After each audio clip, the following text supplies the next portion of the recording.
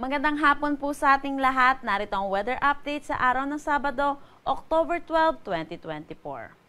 Sa ngayon, wala naman tayong binabantayang anumang bagyo or low pressure area sa loob at labas ng ating Philippine Area of Responsibility. Sa ngayon, meron tayong dalawang weather systems na nakakaapekto dito sa ating bansa.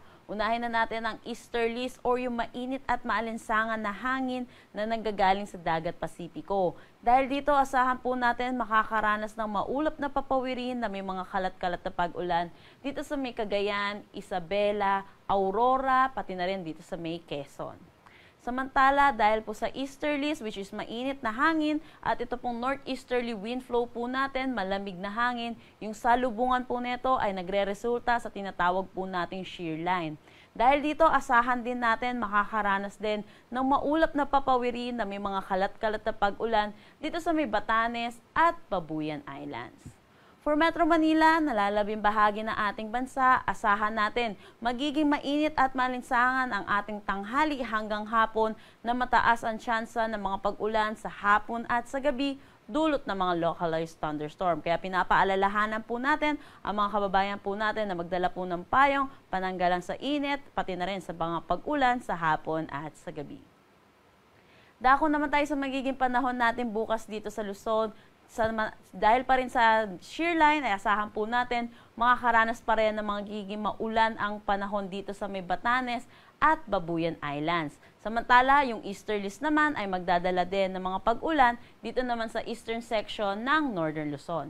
Para sa nalalabing bahagi nitong Luzon ay asahan po natin magiging maaliwalas ang ating panahon.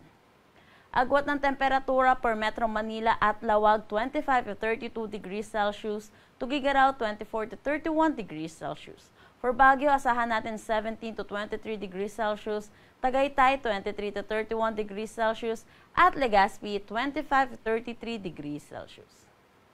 Para naman dito sa Visayas, Palawan at Mindanao, magiging maaliwalas po ang ating panahon. Pero asahan din po natin ang mga pagbuhos ng ulan sa hapon at sa gabi dulot ng mga localized thunderstorm. Kaya antabayanan po natin or ugaliin po natin i-check ang social media pages ng Pag-asa para sa mga nilalabas na thunderstorm advisory. Agwat ng temperatura for Puerto Princesa at Calayan Islands, 25 to 33 degrees Celsius, Iloilo, pati na rin sa Davao at Zamboanga, 25 to 33 degrees Celsius. Para sa Tacloban, asahan natin ng 26 to 33 degrees Celsius, Cebu, 26 to 32 degrees Celsius, at Cagayan, 24 to 33 degrees Celsius. Wala naman tayong nakataas na anumang gale warning sa anumang seaboards ng ating bansa. Dako tayo sa magiging panahon natin sa susunod 3 araw sa mga piling syudad natin. Kung makikita po natin yung dadating po nating week, starting Monday, makikiging maaliwalas naman po ang ating panahon para dito sa Metro Manila, Baguio City at Legazpi City.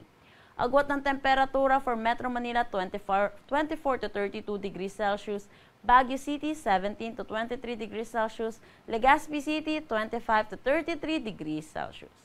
Para naman dito sa Visayas ay asahan din natin ang maaliwalas na panahon.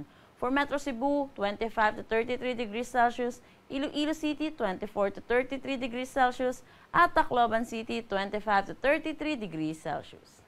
Para naman dito sa Metro Davao, Cagayan de Oro City, Zamboanga City, ay asahan din natin ang generally fair weather, pero asahan din po natin ang mga pag-ulan sa hapon at sa gabi dulot ng mga localized thunderstorm. Agwat ng temperatura for Metro Davao, 25 to 34 degrees Celsius, Cagayan de Oro, 25 to 33 degrees Celsius, at Zamboanga City, 24 to 33 degrees Celsius. Ang sunset mamaya ay 5:38 p.m. at ang sunrise bukas ay 5:47 a.m. Para sa karagdagang impormasyon, bisitahin ang aming mga social media pages at ang aming website pag-asa.dost.gov.ph. At yan po muna ang latest dito sa Pag-asa Weather Forecasting Center. Chanel Dominguez po at magandang hapon.